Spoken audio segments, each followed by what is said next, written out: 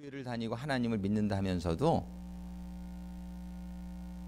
전혀 이렇게 정말 너무 안타까운 엉뚱한 그런 신앙생활을 하는 경우가 너무 많아요. 우리가 분명히 그래서 신앙생활 가운데 늘 기억해야 될 것은 뭐냐면은 하나님이 천국이 있으신데 이 천국을 두고 왜 굳이 사람을 이 지구라는 것을 창조하시고 여기다가 창조하셨는지 그 이유를 우리가 잘 알아야 돼요. 천국에다가 우리를 얼마든지 창조하실 수 있었잖아요. 근데 하나님이 우리를 천국에다가 창조하시지 아니하시고 굳이 지구를 지으시고 여기에 왜 우리를 창조하셨을까? 이거를 잘 아셔야 돼요. 가장 중요한 이유는 영생이라고 하는 개념이에요. 영생. 우리는 신앙생활할 때 이 정도는 다 알고 있죠. 우리가 정말 하나님 이 신앙생활의 최고의 목적이 무엇입니까? 우리가 이렇게 물어보면 구원이다 이렇게 대답할 수 있잖아요. 누구나 그죠? 구원이다, 영생이다, 그죠? 근데 이런 대답도 헷갈리시는 분들은 많죠. 그죠? 그냥 신앙생활의 최고의 목적은 뭐 내 마음에 평안을 얻고 뭐 이 세상에서 좀 이렇게 하나님의 보호를 받고 잘 살고 뭐 이 정도로 신앙생활을 생각하는 분들도 엄청 많지요. 그러나 신앙생활을 우리가 성경을 공부하고 이제 조금 은혜를 받고 깨닫게 되면 신앙생활의 목적은 이 세상에 평안 받는 거 참 좋지요. 그러나 정말 중요한 거는 뭐냐면 영원한 평안을 얻는 거죠. 근데 예레미야서 같은 데 보면은 가짜 평안이 얼마나 많은지를 우리가 알 수 있어요. 예레미야서에 보면은 예레미야 선지자가 이스라엘이 이제 조금 있으면 바벨론에게 망한다 그랬더니 왕을 비롯하여 예레미야를 제외한 모든 선지자들이 어디 그따위 예언을 하냐고. 그러면서 예레미야를 갖다가 우리 하나님은 전지전능하신 하나님이고 사랑의 하나님이신데 자기의 자녀들을 왜 이방 민족에게 죽게 하냐고 말도 안 되는 소리 하지 말라고 이러면서 예레미야를 땅에다가 그 지하 감옥을 파서 묻어버려요. 그러고서는 평안하다 그래요. 이제 우리는 바벨론한테 안 죽는다, 안 망한다 이런 얘기들을 해요. 그 평안은 무슨 평안이냐면 설교해요. 용서만을 설교해요. 그런데 하나님은 이런 하나님만이 아니라 하나님은 죄 지은 자들은 심판하는 하나님, 지옥을 두시는 하나님이라는 사실을 잊어버려요. 지옥 얘기를 안 해요. 지옥 얘기하면 싫어하니까. 그래서 사람들로 하여금 거짓 평안, 이런 심판, 죄에 대해서 두려운 마음을 갖지 않고 그저 죄 가운데 살면서 영원한 지옥에 들어가게 하는 그러한 선지자들이 어떻게 보면은 예레미야 시대랑 비슷하다고 볼 수 있어요.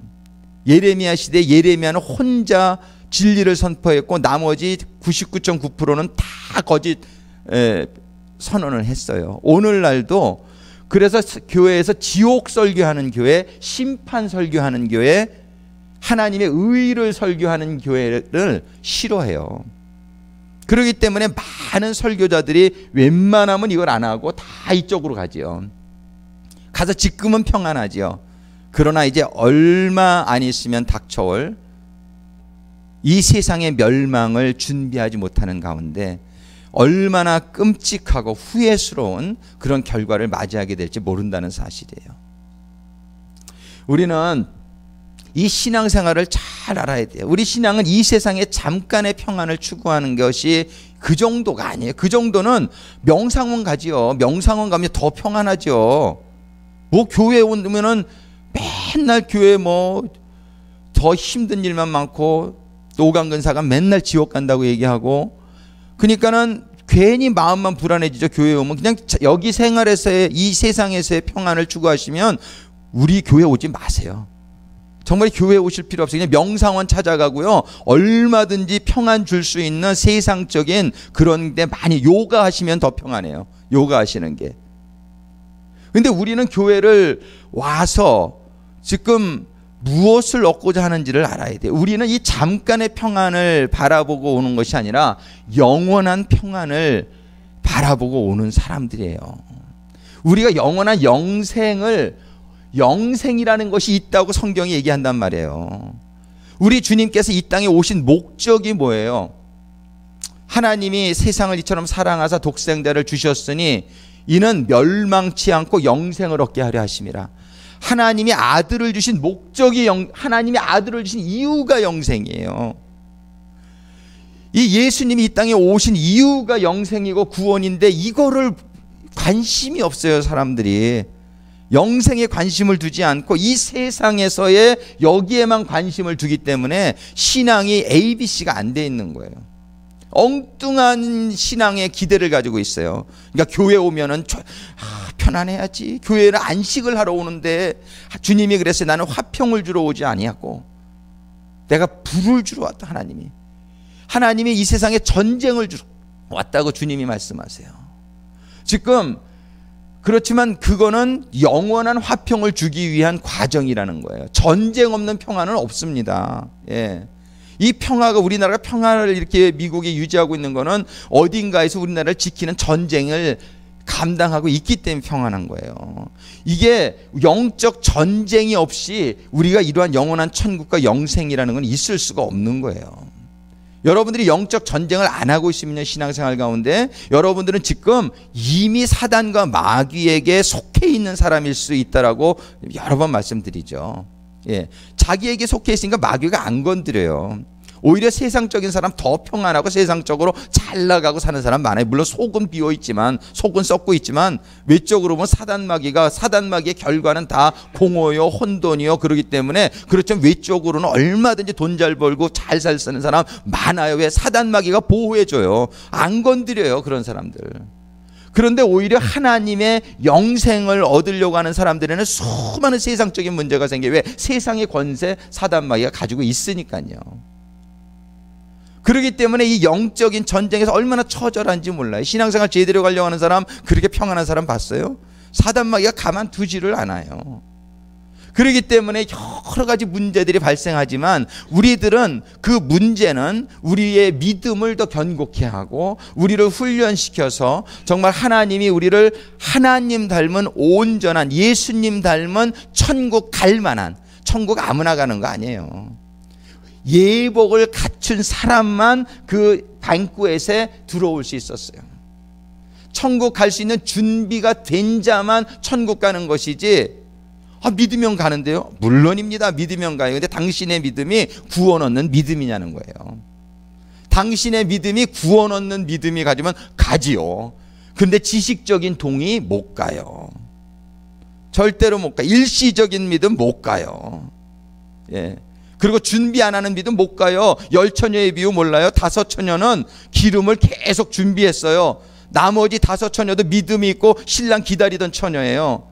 근데 기름 준비하지 않은 5처녀는 예수님 온다는 것도 알았고 신랑이 온다는 것도 알았고 자기네들도 등도 가지고 있었어요. 근데 기름이 떨어졌어.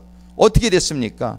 기름 사러 간 사이에 그 신랑 오셔가지고 나중에 가서 문 두드리자 문이 안 열렸어요. 내 너를 모른다 그랬으니까는 믿어도 기름이 떨어졌으면 천국 못 들어가요. 성경이 절대로 천국 들어가는 거 뭐 말로 이렇게 믿는다 그렇지 않아요. 이게 잘못 가르친 신학이에요. 수많은 교회에서 수많은 설교자들이 마음으로 믿음으로 구원받는다. 마음으로 믿음으로 구원받아요. 근데 마음으로 믿는다는 게 무엇인지를 안 가르쳐요.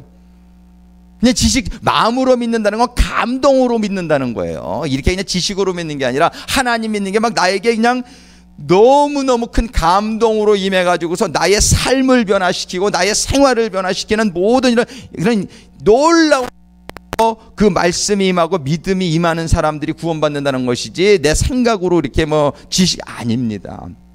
우리는 이 신학이 얼마나 이 교묘하게 사단마귀가 이 기독교의 신학을 파고 들어와 가지고서 이 가짜 평안신학, 가짜 은혜신학, 전부 그레이스 디얼라지라 그래가지고 은혜의 하나님. 그러니까 뭐 다 오케이인 것처럼 그렇게 생각을 하는 그런 신학이 팽배하게끔 만들어 놓은 게 지금 오늘날 기독교의 최고의 이 사단마귀의 성공입니다. 예. 절대로 성경은 그렇게 얘기하지 않습니다. 여러분들이 지금 우리가 성경 1년 1독 운동을 벌이고 있는데 이 양이 많지 않으니까 아주 쑥독하셔요. 성경을 이렇게 소설책 읽듯이 이렇게 읽지 마세요. 성경을 정말 그 한 글자 글자에 담겨있는 하나님의 뜻을 여러분들이 잘 깨닫는 가운데에 준비되어져 가는, 준비되는 신부가 되시기를 주님의 이름으로 축원합니다. 예. 우리가 지금 하나님이 왜 이 지구를 창조하셨는지 그거를 몰라요. 이렇게 여러 번 말씀을 드렸는데도 이 지구를 창조하신 이유가 있단 말이에요. 제일 큰 이유는 영생을 주기 위함인데, 이 영생을 주기 위함이고, 이게 영생을 주기 위함이 최고의 목적이에요. 왜 그러냐면 천국에서 우리를 창조했다라 그러면은 영생을 가지고 있지를 못하다는 것을 제가 여러 번 설명해서 아마 귀가 닳도록 들으셨을 거예요. 천국에다가 우리를 창조했으면 어땠을까요? 천사나 다름없었을 거예요, 우리가. 근데 천사들이 천국에 살다가 루시퍼와 그 일당들이 쫓겨난 일이 있습니까? 없습니까? 성경에 분명히 기록하고 있잖아요. 천국의 이 천사들 중에서 3분의 1이 떨어졌다는 거예요. 3분의 1이. 왜 떨어졌냐? 이들이 거기서 죄를 진 거예요. 무슨 죄를 졌습니까? 루시퍼와 길등이 자기가 하나님과 비길이라, 그죠? 그런 교만의 죄를 짓게 되지요. 이 천국에서는 사는 동안은 아주 좋은데 언제든지 죄를 지면은요, 영원한 지옥으로 들어가는 것이 스테로스예요, 여기서는. 근데 하나님은 영생이라고 하는 것은 영원히 사는 것을 의미해요. 영원히 사는 것. 그래서 영원히 살려면 어떻게 되냐면 죄를 져도 쫓겨나지 않을 수 있는 게 영생이에요. 이해되십니까? 그러니까 우리가 이 땅에서 우리가 예수님을 믿으면은, 우리 예수님을 믿으면은 뭐를 받아요? 죄사함을 받죠. 죄사함을 받는데 그 죄사함은 이 예수님의 피는 영원하다고 히브리서가 기록하잖아요. 이분의 피는 영원한 죄 속죄의 능력이 있는 거예요. 그래서 한 번 제물로 바쳐줌으로 우리가 지금 제사 안 지내잖아요. 왜 안 지내냐면은 예수님이 한 번 제물이 영원한 제물이 되어 주신 거예요. 그렇기 때문에 예수를 믿으면은 우리가 영원히 속죄함을 받는 거예요. 영원히.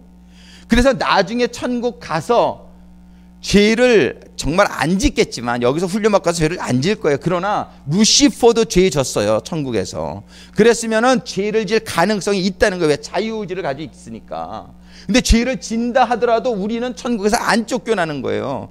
왜 안 쫓겨나냐면 우리는 예수를 믿음으로, 이 루시퍼에게는 예수가 없었어요. 이 예수를 믿음으로 우리는 영원한 속죄함을 받았고, 그 영원한 속죄, 우리 영생을 받은 거예요.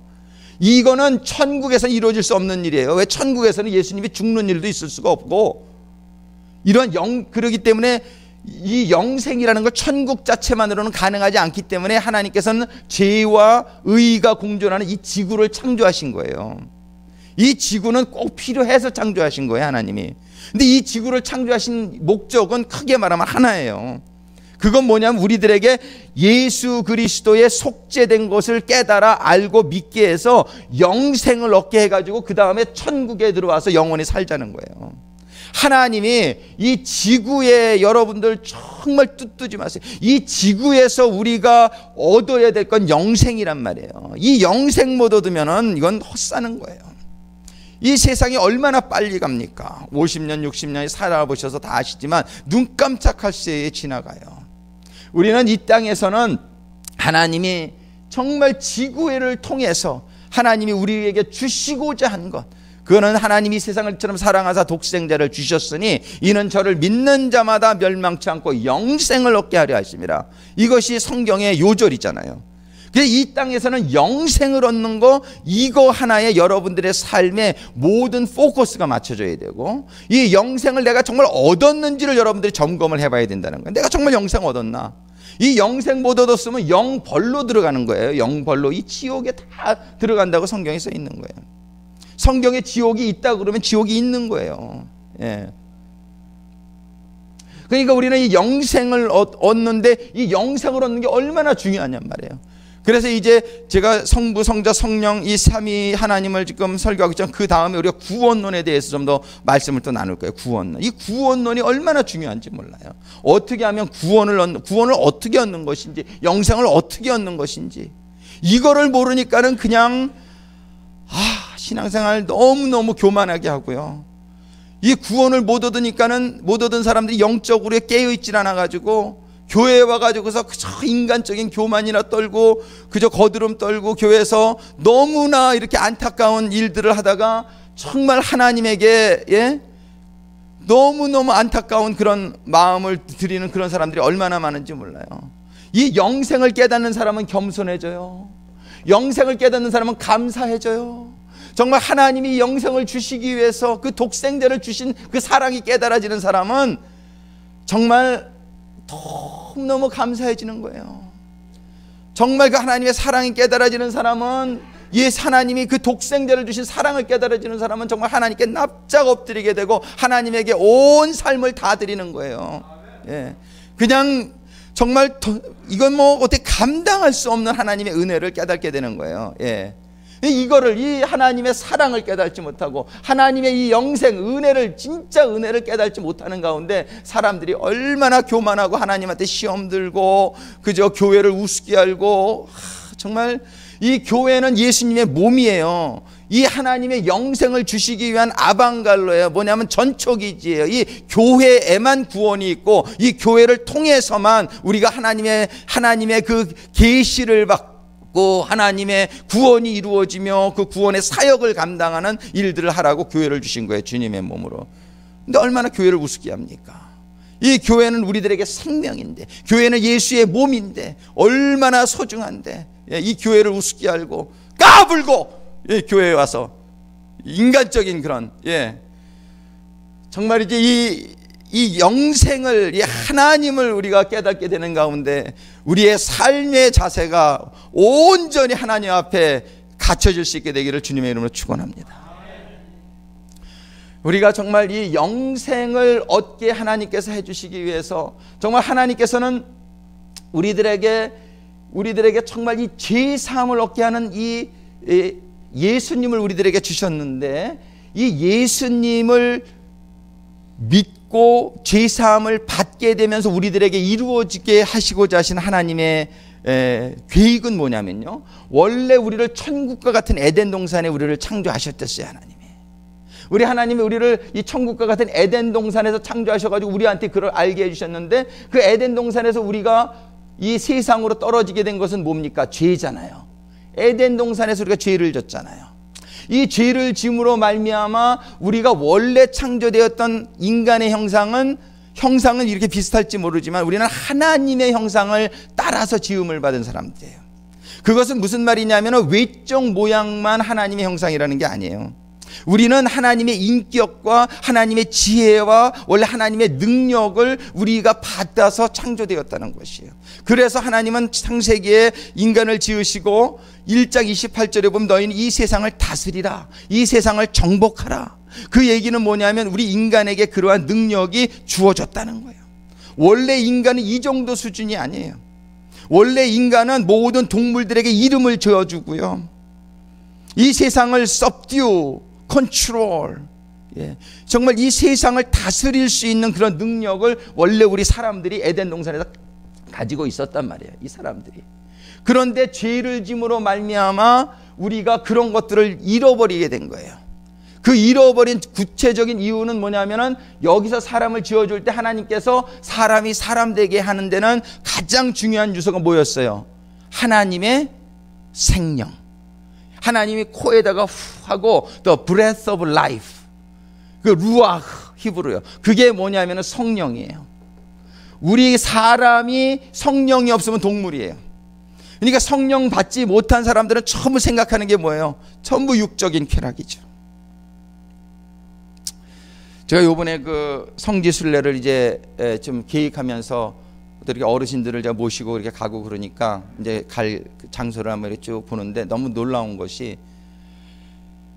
이 성지순례지마다 더 그곳에 원래 발전해 있던 게 인간의 문명들이에요. 에베소 그러면 우리 소아시아 교회가 있었던 것 중에 한 군데인데, 거기에 사실은 더 많은 사람들이 가보는 데가 어디냐면 신전들이에요. 신전들. 다 세상의 신전들. 로마에 정말 이렇게 뭐 성당도 있고 그렇지만은 거기에 더 많은 것들이 그리스의 신들, 신화들, 그런 신전들, 그 신전들에 다 가면은 정말 이런 말씀드리기 민망하지만 그림이나 그런 세상적인 문화의 상징은 뭔지 아시죠? 남근이에요, 남근. 그 남근, 그 성적인 그런 게 전부 그림이나 조각이나 정말 이런 데 가득 차 있는 걸 볼 수 있어요. 이 세상은 전부 이런 육적인 그런 쾌락과 육적인 모든 편안함, 이 육적인 그런 모든 것에 세상은 빠져 있는 거예요. 전부 이 세상은 육적인 거예요. 성령을 받지 않으면 전부 육적인 거예요. 이 세상은요. 한번 가만히 살펴보세요. 전부 육적인 거죠. 여자들이 옷 입을 때도 뭐 섹시하게, 이게 전부 육적인 거잖아요. 전부 그런 데에 포커스가 맞춰져 있어요. 어떻게 하면 좀 더 섹시하게 보일까? 이게 뭐 전부 육적인 일, 이게 전부 육적인 거예요. 성령을 받지 않으면 사람은요 완전 육되는 겁니다. 전부 육되는 거예요. 대화가 육적인 대화고, 문화가 육적인 문화고, 모든 게 전부 육적인 데에 관심이 다 가 있는 거예요. 예. 이거 동물이나 다름이 하나도 없는 거예요. 그런데 우리에게 성령이 임하시게 되면은 우리들은 영적인 사람으로 이제 변화되어 갈 수 있는데, 이 성령이 떠났단 말이에요. 죄를 지을 때에. 근데 우리가 예수님을 믿으면 우리들에게 해결되는 게 죄란 말이에요. 이 죄가 해결되면서 우리들에게 회복되어지는 것이 뭐냐면 성령이란 말이에요. 이 성령이 회복되어지는데, 이 성령님이 우리에게 회복되어지면서 지금 13주째 우리가 성령에 대해서 설교를 하고 있지만, 정말 성령님은 우리에게 생명을 회복시켜 주시고, 성령님은 우리에게 정말 많은 그런 역할들을 이렇게 능력을 주시는데, 지금 우리들이 생각하고 있는 은사, 이 성령의 은사라고 하는 것은 무엇이냐면은, 이런 성령께서 우리에게 임하심으로 말미암아 이런 성령님이 우리를 이제 육의 사람에서 영적인 사람으로 회복시켜져 가는데, 회복시키는데 필요한 그런 은사들을 우리들에게 주시는 거란 말이에요. 이 은사들을 주시는 목적은 전부 어디에 우리가 맞춰져 있냐면은 영생을 얻게 하는 데 있단 말이에요. 영생을 얻게 하고 또 다른 사람들을 구원하는 데에 우리에게 필요한 것을 주시는 게 은사란 말이에요. 이게 은사는 얼마나 필요한 건지 몰라요. 그런데 우리가 이 은사에 대해서 너무 무지해요. 이 은사에 대해서 너무 모르고 사모하지도 않아요. 성경은 분명히 이 신령한 은사에 대해서 무지하지 말라고 성경이 얘기하는데, 그래서 지난주에 우리가 예언의 은사를 우리가 첫 번째 시간으로 우리가 생각을 했잖아요. 그런데 이 예언의 은사가 얼마나 중요하냔 말이에요. 여러분들이 메시지의 핵심을 이렇게 기억하시고 계실지 몰라요. 이 예언의 은사라고 하는 것은 뭐냐 하면은 말씀을 받는 은사예요. 말씀. 하나님이 주시는 말씀을 받는 은사. 우리는 신앙생활 가운데 말씀 없으면은 그거는 예수님 없는 겁니다. 말씀 없으면 예수님 없는 거예요. 예수님 뭐라 그랬어요? 예수님의 이름이 말씀이란 말이에요. 예수님의 원래 신분이 말씀이에요. 여러분들이 신앙생활 가운데 말씀 안 읽으시면 너무 위험한 겁니다.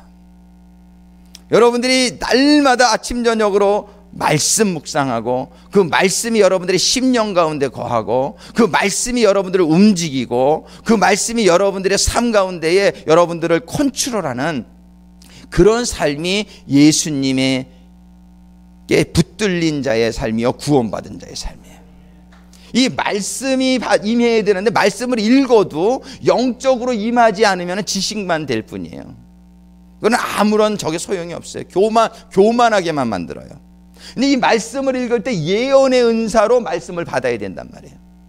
이 예언의 은사라고 하는 것은 하나님의 말씀이 지식으로 임하는 것이 아니라 하나님의 성령님의 감동으로, 하나님의 깨달음으로, 하나님의 능력으로, 생명으로 임하는 것이 예언의 은사란 말이에요. 그러니까 예언의 은사는 얼마나 우리들 신앙인들에게 중요한 건지 몰라요. 그래서 여러분들이 예언의 은사를 사모하라. 성경이 뭐라 그랬어요? Especially, 아주 특별히 너희들은 예언의 은사를 사모하라. 왜 그러냐면 말씀이 임하는 게 가장 중요하기 때문이에요. 우리의 신앙생활 가운데. 그래서 예언의 은사를 너무 이렇게 엄청난 거로만 생각하실 필요 없어요. 여러분들이 이 말씀을 읽고 묵상할 때에 깨달아지면은 예언의 은사가 임하는 거예요. 그 말씀이 하나님의 감동으로 깨달아지고, 그러는 가운데 하나님의 예언의 말씀들이 깨달아지고, 그런 가운데 좀 더 구체적인 여러분들의 삶에서도 예언의 말씀이 임하게끔 되어 있단 말이에요. 뭐든지 이렇게 한꺼번에 쫙 되는 거 아니에요. 수영을 배울 때 한꺼번에 수영 선수 됩니까? 정말 1년 동안 기초를 배우고 계속 연습하고 이러다 보면 점점 잘하게 되는 것이죠. 하나님도 똑같아요. 이 원리는요. 이 은사를 어떤 사람들은 뭐 한번 탁 받으면 뭐 쫙 되고 그렇지가 않아요. 하나님이 다 이 단계적으로 준비가 있고 잘해요. 그래서 예언의 은사를 처음부터 뭐 이렇게 막 그렇게 너무 저거하게 생각하지 마시고, 그저 말씀을 볼 때 하나님 이 말씀이 하나님의 영감으로 인스피레이션, 하나님의 영적인 감동으로 깨달음으로 저에게 임할 수 있도록 도와주시옵소서. 늘 기도하시는 가운데, 그래서 읽으시고 묵상하는 말씀이 깨달아지고, 그런 가운데 점점 더 예언의 은사가 자라게 될 줄로 믿습니다. 그래서 예언의 은사가 더 이렇게 나가게 되면은 정말이지 앞에 될 일들을 아모스 3장 7절에 뭐라 그랬어요? 하나님께서 자기의 선지자들에게 알려주시지 않고는 하나님이 행하시는 법이 없다. 하나님의 자녀들은 어두움 가운데 거하지 아니하고 빛 가운데 거한다. 하나님이 이렇게 말씀해 주시잖아요. 그러니까 이 예언의 은사가 얼마나 중요하냔 말이에요. 오늘 방언의 은사를 우리들이 이해해야 되는데, 두 번째 시간으로 이 방언의 은사가 지금 생각하면 할수록 얼마나 중요한 건지 모르겠어요. 근데 우리가 이 방언의 은사를 잘못 이해하고 있어요. 그래가지고 방언의 은사가 정말 이렇게 제대로 쓰여지는 경우는 참 많지 않은 것 같아요. 자, 방언의 은사는 어떤 은사냐면은, 우리가 이제 하나님에게, 이 예언의 은사는 하나님에게 말씀을 받는 은사예요. 하나님에게 말씀을 받는 은사인데, 방언의 은사는 뭐냐면은, 방언이라는 게 영어로는 이게 tongue이라고 되어 있고, 원래 language라는 뜻이에요. language, 언어예요. 언어. 이 방언이라는 것은 언어의 은사예요. 그거는 무슨 뜻이냐면 내가 말하는 은사예요.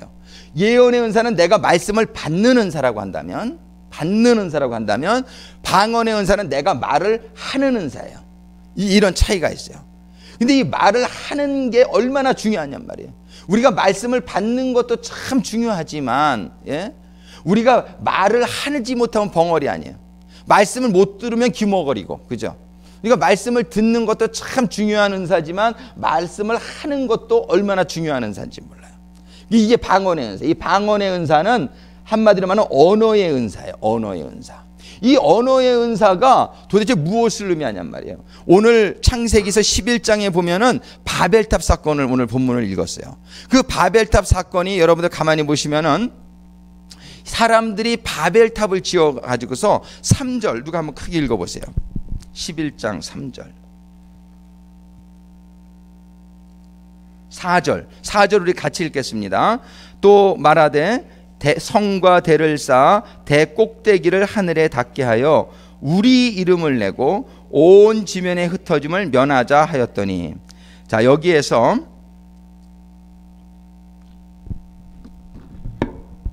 바벨탑을 사람들이 쌓는데, 그때까지는 언어가 서로 다 통했어요. 그러니까 서로 다 말을 하고 그 말을 이해하는 그러한 가운데에, 이 언어라고 하는 것이 천국에서는, 천국과 같은 곳에서는 말을 다 이렇게 통하죠. 서로 다 통하죠. 다 통했는데, 그런데도 이렇게 죄를 짓는 데에 사용하는 경우는 참 많지 않지만, 그래도 루시퍼가 그런 또 언어를 사용해서 나쁜 짓을 했지만은, 대부분은 이렇게 이제 일반적으로 이제 서로 다 이렇게 알고 천국에서 이렇게 지낸단 말이에요. 그런데 이 사람들이 쫓겨난 후에요. 쫓겨나 가지고서 그 언어를 가지고 사람들이 죄를 진 거예요. 이 말로다가 짓는 죄가 얼마나 많습니까? 이 말로다 짓는 죄가. 그러다가 노아의 홍수 때에 전부 이렇게 멸망을 당하고, 노아와 세 아들과 세 자부와 아내밖에 안 남았는데 8명이 또 이렇게 살아가는데, 아직도 그들에게 죄의 씨는, 아담으로부터 있었던 죄의 씨는 그대로 남아 있었어요. 그들의 언어로 그들이 이렇게 또 이렇게 커뮤니케이션을 함에 따라서 참 이런 게 있어요. 사람이 좀 이렇게 힘들 때는 좀 겸손해지는데, 사람이 좀 이렇게 뭘 갖게 되면 교만해지게 되는 경우가 많잖아요. 그 당시 이제 언어가 이렇게 통하니까 사람들이 서로 커뮤니케이션이 잘 돼가 사람들이 많이 모였어요. 이렇게 신할평지라는 데 이렇게 많이 모였는데, 이들이 사람이 많으니까 하나님한테 대적할 만하네, 뭐 이런 생각이 든 거예요. 여러분들 한번 생각을 해보세요. 여러분들 한번 한 5명 있는 회사 사장이면은 좀 겸손한데, 한 500명 모이는 회사의 사장이 한번 돼봐요. 얼마나 교만해지나. 그래서 교회도, 조그만 교회 목사님들은 대부분 겸손한데, 좀 이게 큰 교회 하다 보면은 목사님들도 교만하게 되는 경우가 얼마나 쉬운지 몰라요. 이 숫자가 좀 많으면, 내 수하에 저렇게 많아? 그러면은 그냥 막 교만해지는 거예요. 예. 이 사람들이 쫙 모여가지고 커뮤니케이션이 되니까 교만해져가지고서, 자, 성을 쌓자, 대를 높여라, 하늘 꼭대기까지 하자. 그래가지고 뭐라 그랬어요? 우리 이름을 내자. 우리 이름을 내자. 이것이 죄의 아주 단적인 속성을 보여주는 거예요. 이게 전부 하나님의 삶의 원리는 오늘 보내드린 말씀인데 사랑이에요. 그죠? 우리는 성경이 가르쳐주는 게 사랑이잖아요. 근데 이 사랑은 뭐냐면 희생이에요.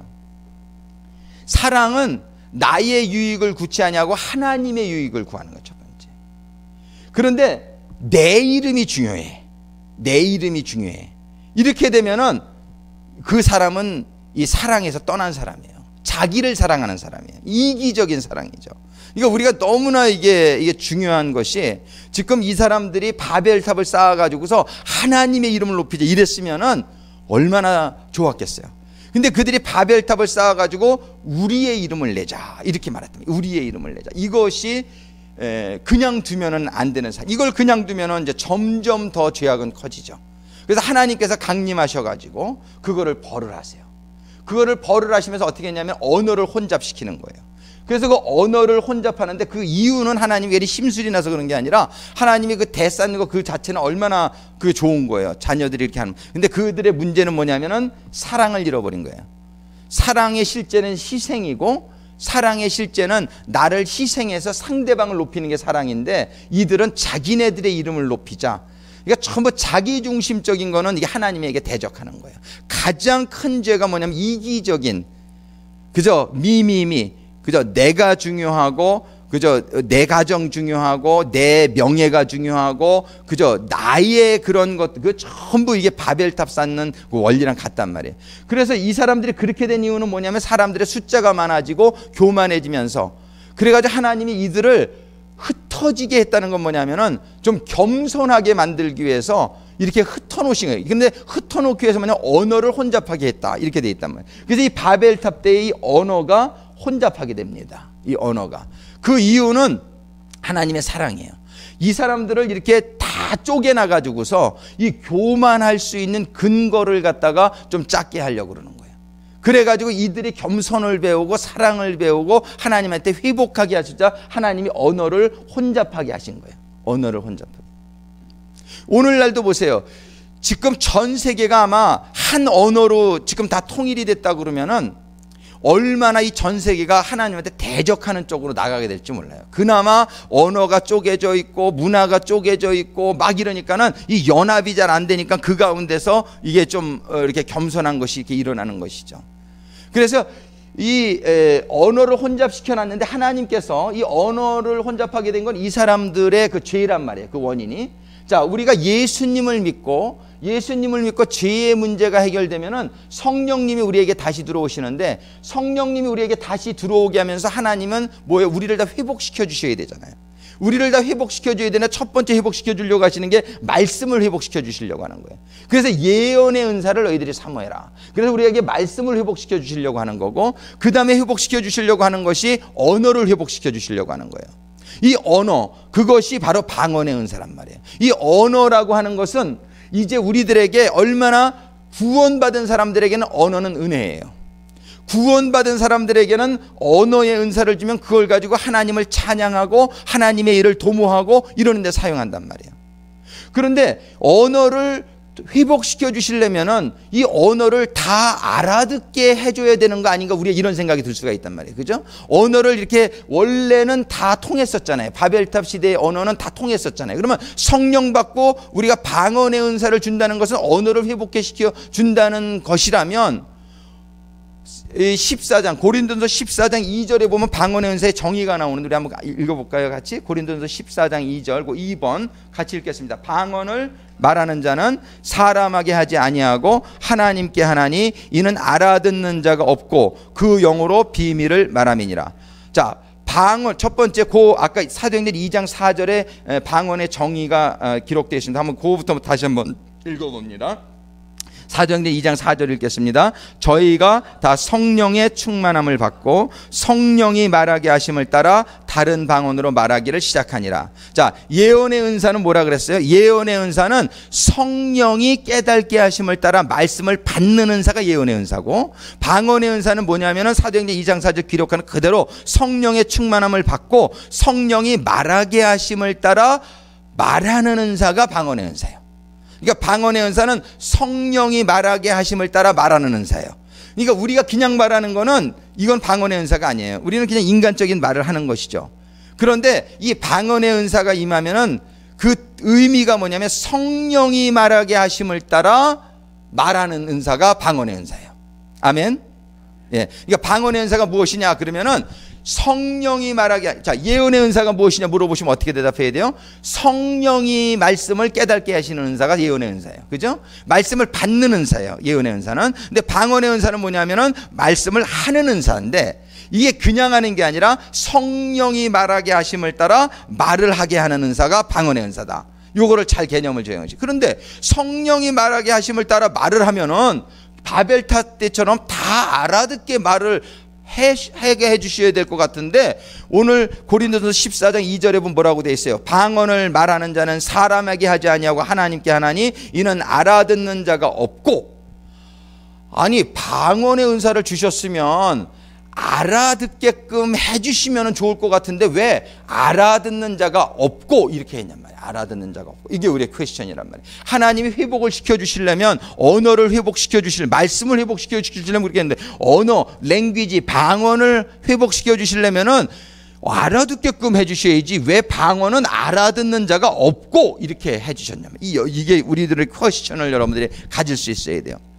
그 이유는 뭐냐면은 이 방언의 은사를 하나님이 주셨는데, 그래서 이제 말을 할 수가 있는데, 그 말을 갖다가 예를 들어서 다 알아듣게 해주셨다 그러면 어떤 일이 일어날 거예요? 방언의 은사를 하나님이 말씀을 주셨는데 그 하나님의 주시는 말씀을 다른 사람들이 다 알아듣게 해주신다고 그러면 문제가 있어요. 왜냐하면 이 세상에는 아직도 죄인들이 너무나 많아요. 이 세상에는 아직도 구원받지 못한 죄인들이 너무나 많단 말이에요. 그럼 구원받지 못한 죄인들이 많은 가운데에 이 하나님의 주시는 이 방언의 은사가 다른 사람들이 모두 다 알게끔 나오게 되면 어떤 일이 일어나냐면은 이 죄를 짓는 일에 그것이 그대로 그 바벨탑 시대처럼 사용받는 그런 현상이 동일하게 일어난단 말이에요. 이해되십니까? 잘 생각해 보셔야죠. 이해가 되실 거예요. 그래서 하나님께서는 이 방언을 갖다가 알아들을 수 있는 사람은 어떤 사람만 알아들을 수 있게 했냐면은 통역의 은사, 방언 통역의 은사가 임하는 사람만 방언을 알아듣게끔 하셨어요. 그것은 아주 하나님이 선별적으로 하시는 거란 말이에요. 자, 여러분들 사도행전 2장에 보면은 거기에서 120명이 모두 방언을 합니다. 근데 거기에 있는 사람들이 다 알아들었어요. 근데 가만히 그 말씀을 조금 자세히 보면은 5절, 사도행전 2장 5절에 보면 뭐라고 되냐면, 그때에 경건한 유대인이 천하 각국으로부터 와서 예루살렘에 우거하더니, 이 알아들은 사람들은요 경건한 유대인들이에요. 그러니까 120명이 방언으로 막 할 때에 그 15개국 이상에서 온 사람들이 다 알아들었어요. 근데 그 사람들은 성경에 보니까 뭐예요? 경건한 유대인들이라고 돼 있어요. 이 경건하다는 말은 holy, godly. 그 무슨 뜻이냐면은 아주 하나님의 사람들이란 얘기예요. 그 사람들에게는 순간적으로 통역의 은사가 임해서 그 방언을 다 알아들었는데, 그 밑에 가만히 보니까 13절에 보면은 또 어떤 이들은, 이 어떤 이들은 경건한 유대인이 아니에요. 또 어떤 이들은 조롱하여 가로되 저희가 세술에 취하였다 하더라. 똑같은 방언을 했는데 어떤 사람들에게는 그것이 알아들리니까 그 사람들은 어떻게 하냐면 11절에 보니까 그레데인과 아라바인들아 우리가 다 우리의 각 방언으로 하나님의 큰 일을 말함을 듣는도다. 이러면서 이들은 하나님을 경배하고 하나님의 일을 도모하는 그런 일이 있는데 그 방언을 다 알아듣게 한 게 아니라는 거예요. 우리가 여기에서 하나님이 왜 이 방언을 어떤 사람들에게는 알아듣게 하고 어떤 사람들에게는 알아듣지 못하게 했는지를 우리가 잘 이해하셔야 돼요. 여러분들이 얼마나 제가 지금 설명하고 있는 거를 지금 이해하고 계신지 잘 모르겠어요. 이 방언의 은사가 쉽게 얘기하면 언어를 회복하는 은사다. 이 언어는 방언의 정의가 뭐예요? 한번 따라하겠습니다. 방언의 정의, 성령이 말하게 하심을 따라 하는 언어. 방언의 정의는요, 성령이 말하게 하심을 따라 말하는 것이 방언이에요. 그죠? 우리는 구원받을 때에, 우리가 예수님 믿고 죄사함을 받게 될 때에 우리에게는 성령님이 회복이 되어지는데, 이 성령님이 회복이 되어진다는 것은 원래 창조의 모습으로 우리가 돌아간다는 얘기예요. 근데 원래의 창조의 모습이 한 번에 확 돌아갈 수 있는 게 아니에요. 왜? 우리는 수십 년간 죄의 문화 가운데서 이 세상에서 우리가 자라왔고 여기에 물들어져 있단 말이에요. 그래가지고 하나님께서는 우리를 구원받은 이후의 삶은 뭐냐면 성화예요. 아멘. 구원받은 이후의 삶은 sanctification. 이 sanctification이라는 건 점점 하나님을 닮아가는 기간이 우리가 구원받은 이후에 천국 갈 때까지의 기간이란 말이에요. 근데 이 기간 동안에 하나님께서는 우리를 어떻게 하셔야 돼요? 빨리 우리를 브라럽해서 우리를 빨리 이렇게 원래 창조의 천국에 들어갈 수 있는 형태로 우리를 이제 올리셔야 된단 말이에요. 그러기 위해서 우리에게 은사를 주시는 거예요. 이 은사는 얼마나 중요한 건지 몰라요. 이 성령의 은사, 우리가 지금 특별히 신령한 은사 9가지에 대해서 우리가 잘 생각을 해봐야 되는데, 영적인 은사, 이 영적인 은사 중에서 첫 번째는 예언의 은사. 예언의 은사를 우리가 받아야 하나님의 말씀을 계속 받을 수 있는 거예요. 말씀을 받으면서 두 번째는 뭐냐면은 그 말씀을 가지고 우리가 선포하는, 그 말씀을 가지고 기도하는 이 말씀 랭귀지를 우리가 회복이 되어줘야 되는데, 그것이 바로 방언의 은사란 말이에요. 근데 이 방언의 은사에 사람들이 퀘스천을 가지고 있단 말이에요. 왜? 방언의 은사는 그럼 언어를 회복해 주는 사건이라고 한다면 이 언어를 왜 못 알아듣게 해주셨느냐? 우리의 질문은 그거란 말이에요. 그 이유는 언어를 다 못 알아듣게 하는 건 아니에요.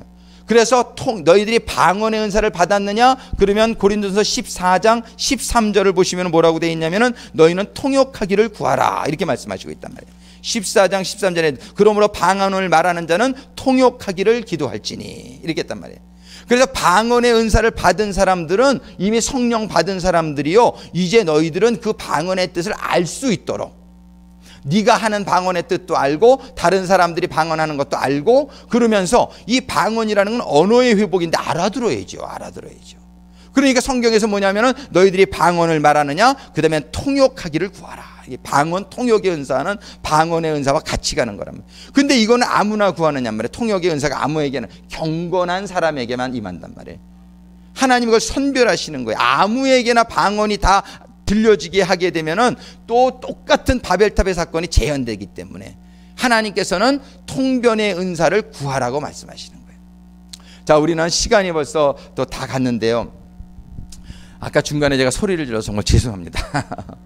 용서하시고, 놀라신 분들 정말 죄송합니다. 예, 죄송합니다. 근데 정말 이렇게 너무나 안타까워요. 제가 너무나 이게 방언의 은사를 조사하면서도 너무나 마음이 아픈 것이, 한번 인터넷 가서 방언에 한번 쳐보세요.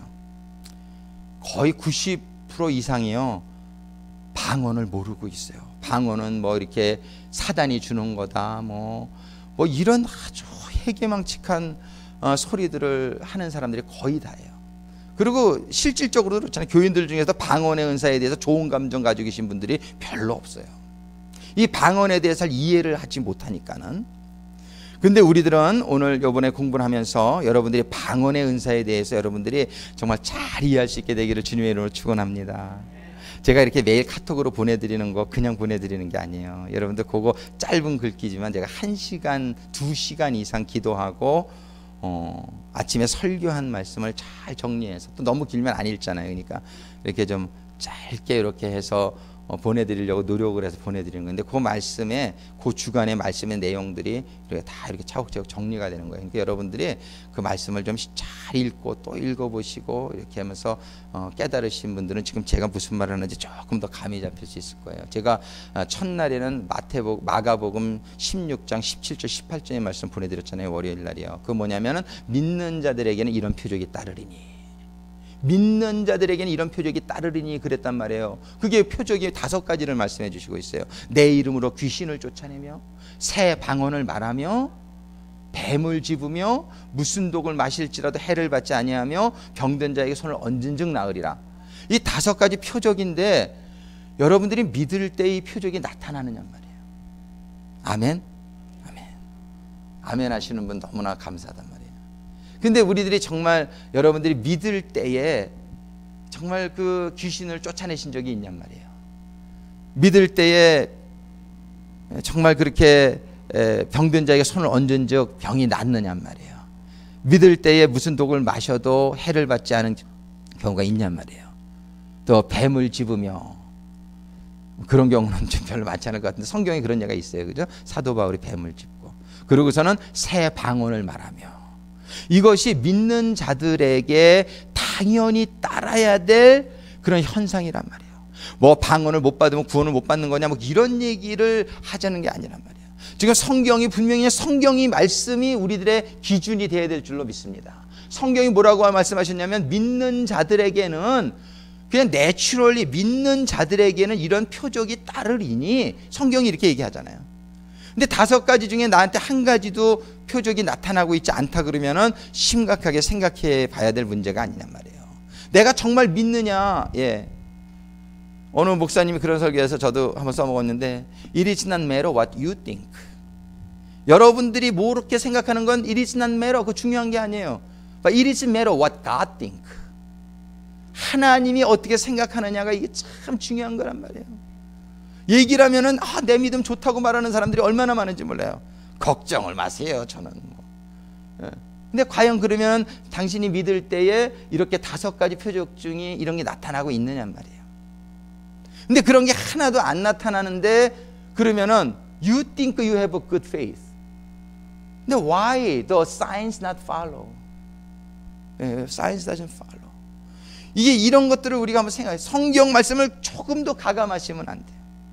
성경에 너희가 믿으면 이런 표적이 따르리니.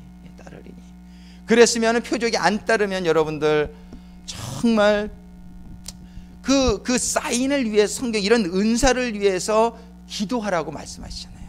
너희는 성령의 은사를 사모하라. 영어에서 이거 the spiritual gift, 이거라는 건 아주 열심히 적극적으로 이 신령한 은사를 사모하라고 말씀하시잖아요.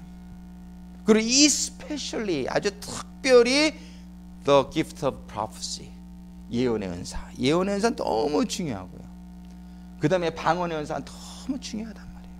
이 방언의 은사는 그래서 언어가 회복되는 은사입니다. 그래서 언어가 회복된다는 건 뭐냐면 성령이 말하게 하심을 따라 말하는 언어가 회복된다는 거예요. 그러면 이건 뭐냐면은 기도의 은사예요.